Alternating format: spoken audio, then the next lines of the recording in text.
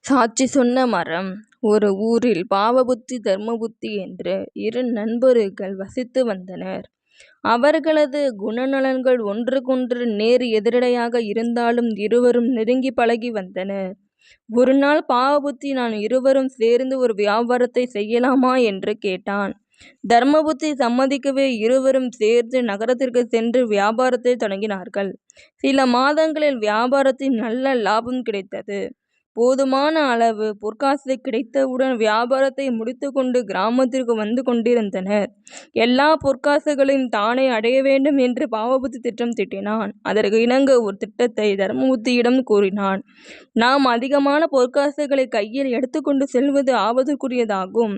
அதனால் பொற்காசுகளை ஒரு இடத்தில் புதைத்து வைத்து விட்டு செல்வோம். திரும்ப நமக்கு தேவைப்படும் போது புதைத்த பொற்காசுகளை தோண்டி எடுத்துக்கொள்வோம் என்று கூறினான். அதுவும் சரியான யோசனைதான் என்று தர்மபுத்தியும் ஆமோதித்தான்.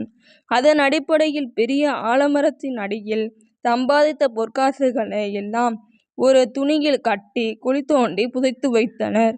அதன் பின்பு இருவரும் தனித்தனியே அவர்களது வீடுகளுக்கு சென்றனர். பார்ட் 2ல பார்க்கலாம்.